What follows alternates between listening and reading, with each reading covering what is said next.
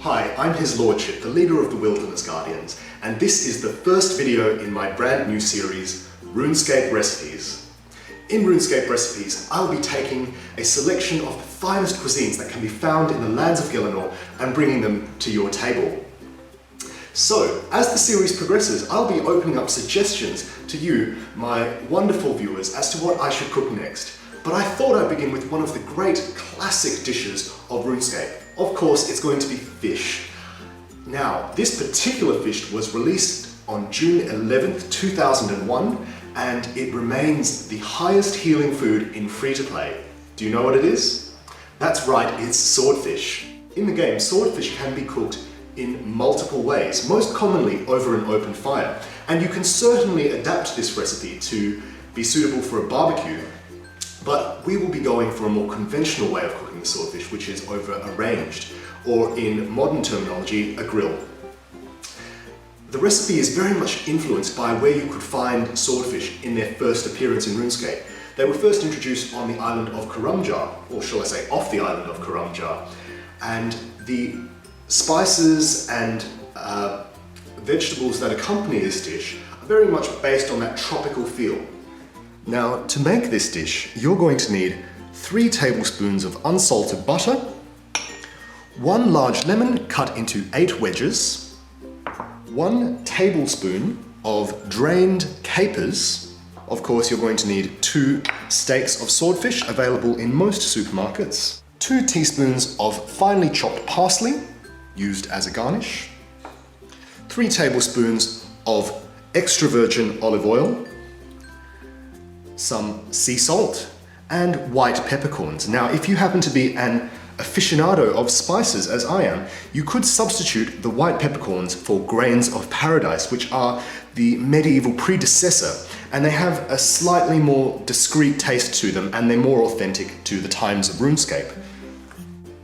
We'll also be preparing our salmon with a side of roasted vegetables. So you'll also need half a pound of sweet potatoes, peeled and cut into medium-sized chunks, 1 red onion cut into small slices, red bell pepper, or as it's known in Australia, capsicum, cut into thin 1/4-inch slices.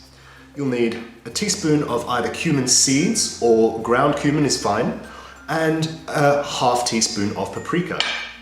The paprika just reminds the palate that this is, after all, a dish from one of the fiery areas of RuneScape. Remember, there's a volcano, it's tropical, it is meant to be somewhat spicy, but if you've got a low spice tolerance, don't worry, it's not enough to cause any lasting pain.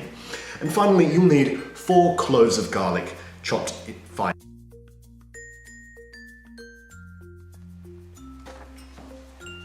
Coat a baking pan in canola oil, and into the pan add the sweet potato cubes, onion, 2 tablespoons of olive oil, the garlic and bell pepper. Then toss thoroughly. Once mixed, add the cumin and paprika.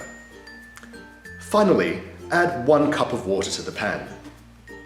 Roast the mixture in an oven for 30 to 45 minutes according to your taste, stirring every 10 minutes.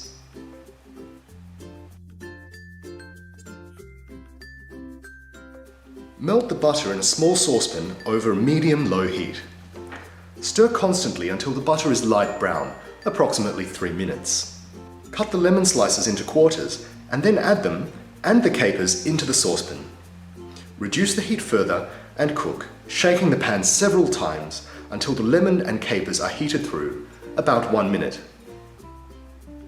Light the grill in your oven. Brush the swordfish with olive oil on both sides.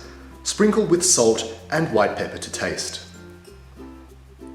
Grill the swordfish about 4 inches from the heat source, turning only once until charred outside and slightly pink in the center, approximately 3 to 4 minutes per side. Transfer the swordfish to a large platter and cut into thick strips. Pour the lemon and caper sauce over the fish and serve immediately, garnished with the chopped parsley. To pair with your swordfish, I recommend a white wine like Chardonnay, preferably an oaked Chardonnay like this one here. This is Luck of the Devil from my very own region of Margaret River, just 2 hours south of where I live in Perth. Margaret River is particularly famous for its Chardonnay. It's one of the premier producing regions in the world for this wine, and its signature is a slight nectarine tang to the wine, and if I may say so, it's not too bad.